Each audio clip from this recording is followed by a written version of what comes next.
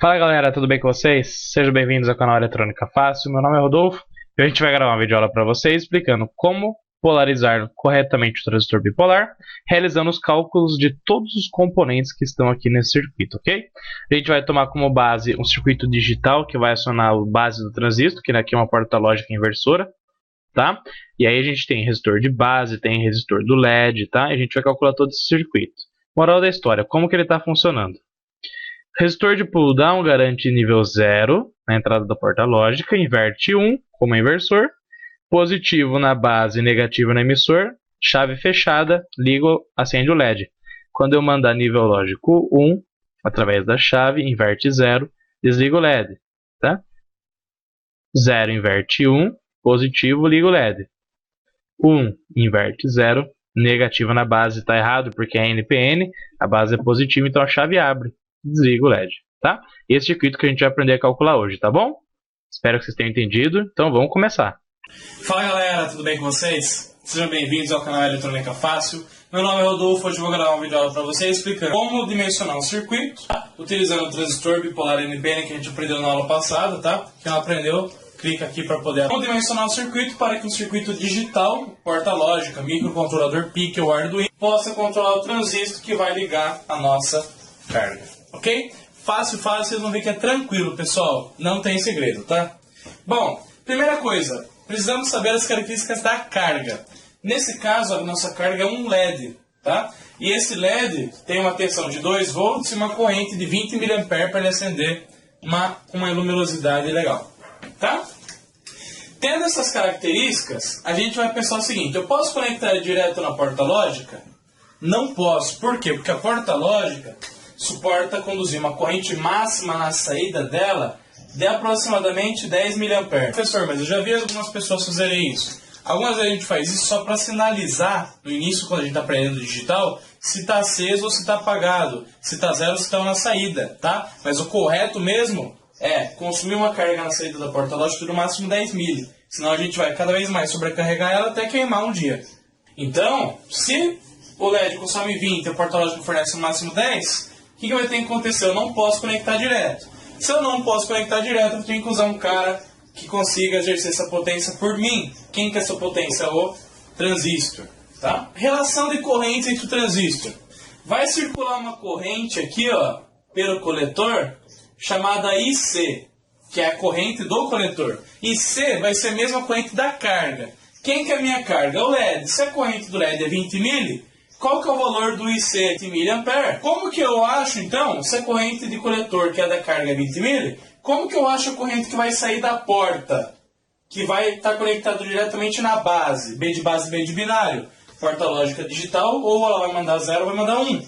Como que eu acho essa corrente aqui? Relação fácil.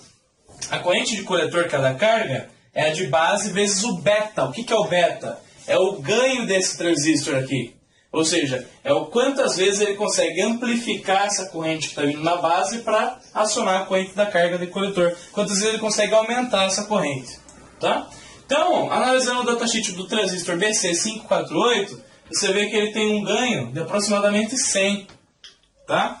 Então, se você tem a corrente de coletor e o ganho, a gente consegue calcular a corrente que vai circular na base, que é a corrente que vai estar saindo da nossa porta lógica. Tá? Então, olha lá. IC sobre B, 20 mA sobre 100 dá 200 microampere. Você fala, pô, Adolfo, 200 microampere é uma corrente baixa, né? Baixíssima, pessoal. Isso é a grande vantagem de usar o transistor. Lembra que a gente falou que a porta lógica fornece no máximo 10 mA? Para quem fornece no máximo 10 mA, fornecer 200 microampere, ou seja, 10 a menos 6 ampere, para ela tá tranquilo, ela vai ficar muito feliz em poder fazer isso aí, tá? O que você prefere? Correr, trabalhar carregando saco de cimento ou carregando saco de pena? É muito melhor correr carregando saco de pena, né? É lógico que é brincadeira, mas quanto mais leve você tiver, melhor você desempenha o seu trabalho. E isso daí faz a porta lógica, tá? Então achamos essa corrente aqui, que é igual a 200 microampere. A do coletor, 20 mA. Qual que é a corrente que sai totalmente pelo emissor IE? Tá? Pessoal, tá chegando aqui, ó, uma corrente de 200 micro. Tá chegando uma outra corrente aqui nesse ponto, ó, de 20 mA.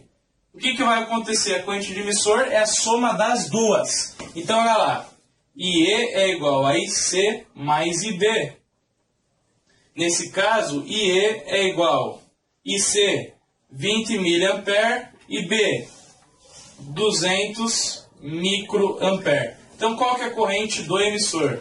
A corrente do emissor é 20,2 mA. Tá? Pô, mas eu quase a corrente do coletor. É, exatamente. Muitas literaturas dizem o seguinte, que a corrente do emissor é bem próxima da corrente do coletor. E às vezes considera até o mesmo valor, tá? Por quê? Porque a corrente de base sempre vai ser muito baixa. Tá? Então, olha lá. Calculamos aqui, agora eu vou escrever aqui do ladinho todas essas correntes. A de base que é a que sai da porta. A de coletor que é da carga. E a do emissor que é soma das duas aqui no canto.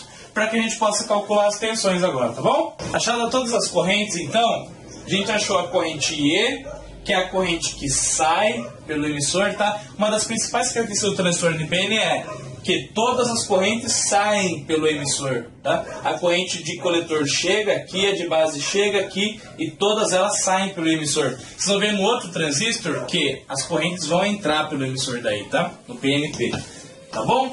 Bem, achamos a corrente de coletor que é a da carga, 20 mili. Achamos a da base, dividindo a do coletor pelo beta, 200 micro. A do emissor é a soma dos dois, ou seja, 20,2 mili. Tá? Agora a gente precisa achar as tensões do circuito, tá? Legal. Como que a gente acha as tensões, pessoal? É o seguinte.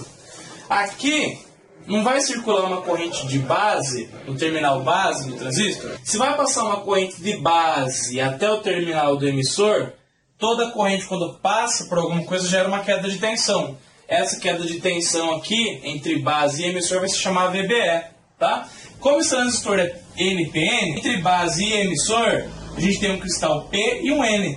P e N é como se fosse um diodo. E se circular uma corrente pelo diodo, a queda de tensão típica nele é 0,7 volts. Tá? Então, se você ler no datasheet do transistor BC548, que é esse que a gente está trabalhando, o VBE dele é bem próximo de 0,7 volts, que é a mesma tensão do diodo. Tá? Aqui fica 0,7 volts. Qual que é a tensão que vai sair da porta lógica quando ela tiver em nível lógico 1? Se ela é alimentada com 5, vai ser no máximo 5 volts. Ó. Então a tensão nesse ponto máxima é 5 volts. Tá? Vamos equacionar essa malha aqui então. Ó. Os 5 volts, que é o que vai sair da porta, vai ficar em quem? Essas quedas de tensões. Um pouco vai ficar no VBE e a outra pouco vai ficar no resistor de base. Então, 5 volts vai ser a somatória da tensão no resistor de base, VRB, mais o VB 0,7 que eu olhei no datasheet. Quanto que é o VRB? 4,3 volts, tá? Então, quando sair nível lógico 1 daqui, 5 volts. 4,3 fica no resistor de base e 0,7 fica no VB, tensão entre base e emissor. Tá? Então, o que a gente acabou de ver mesmo? Que quando sair nível lógico 1 aqui da porta lógica, ela vai mandar no máximo 5. Para passar essa corrente de base até o emissor, gerou um VBE de 0,7, que está no datasheet, e gerou o resto de 4,3 no resistor da base. Tá? O que faltou a gente calcular agora? Qual que é o valor desse resistor de base? Porque a gente tem a corrente que passa por ele, que é o IB, e tem a tensão sobre ele. Então, pela lei de Ohm, V é igual a R vezes I. R é igual a V sobre I. Então, quanto que dá